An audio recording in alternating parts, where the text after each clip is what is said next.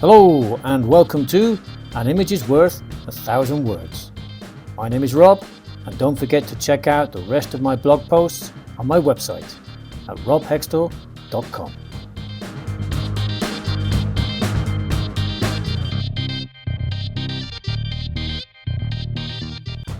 Hello!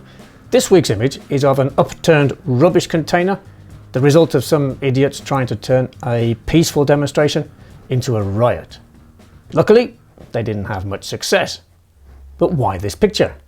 Well, last summer saw violent riots break out in some towns and cities in England. Why did this happen? Let's find out more.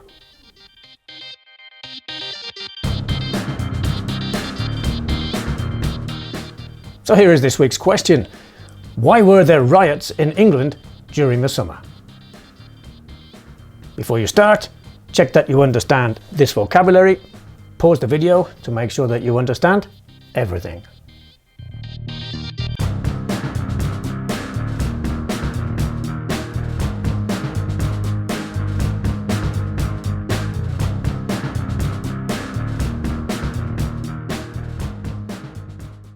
A month after the murder of 3 girls in an English town, a wave of racist violence and anti-immigrant unrest has laid bare deep-seated issues within British society. The trials of those involved reveal a disturbing mix of primal violence and rising anti-Muslim sentiment, exacerbated by years of economic hardship and social discontent. Robert Shrimsley, a commentator for the Financial Times, noted that these events reflect real underlying problems in the fabric of British society, exacerbated by years of austerity and the reduction of living standards that followed the 2008 financial crisis. Shrimsley emphasized that while the integration of communities and economic improvement require time and complex policies, the rioters are impatient and demand immediate solutions. The violence began with attacks on a mosque in Southport, initially linked to far-right groups like the now-defunct National Front and British National Party. Although these extremist movements have disbanded, their ideologies persist in smaller, more extreme groups, often organized online. Patriotic Alternative, PA, one such group, played a key role in organizing protests, attracting individuals with histories of violent and extremist behavior.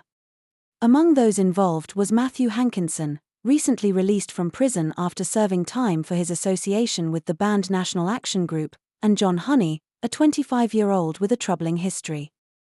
Honey had previously avoided prison despite aggressive behavior, but his recent participation in violent incidents, including the assault and robbery of 3 Romanians, resulted in a 4-year and 8-month prison sentence.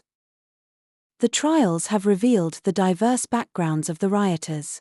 Some, like a 46-year-old man battling drug addiction and fractured family relationships, and a young father expressing regret over his actions, underscore the complex social dynamics at play. Sentences have varied, with some criticized as either excessively harsh or unduly lenient. Julie Sweeney, 53, posted an inflammatory message online calling for even more violence after seeing local residents repair a mosque that had been attacked the night before. Her arrest and subsequent 15-month prison sentence highlighted the judge's stance on holding keyboard warriors accountable for their reckless rhetoric. Economic decline, social isolation, and the persistence of extremist ideologies have created a volatile environment where underlying tensions can quickly erupt into violence. The events in Southport are a stark reminder of the fragility of social cohesion in times of hardship, and the urgent need for addressing these deep-rooted issues before they further destabilize communities across the country.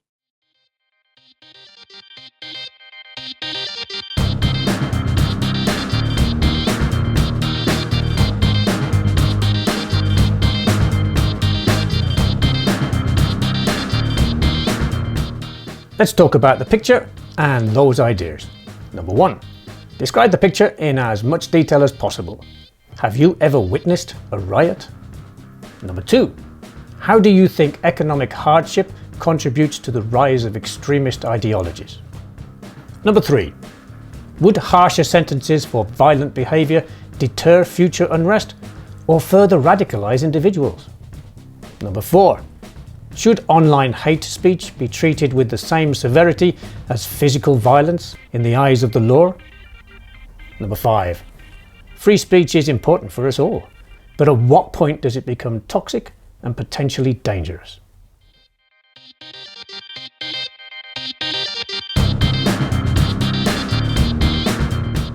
And here's a quick activity for you. Imagine you are setting up a new social media platform in the style of X, Telegram or Threads. How will you moderate the content and conversations that users post? What rules of conduct will you implement? Thank you for watching. I hope this was useful. Have a great day, a great week, and an absolutely fantastic weekend. Bye.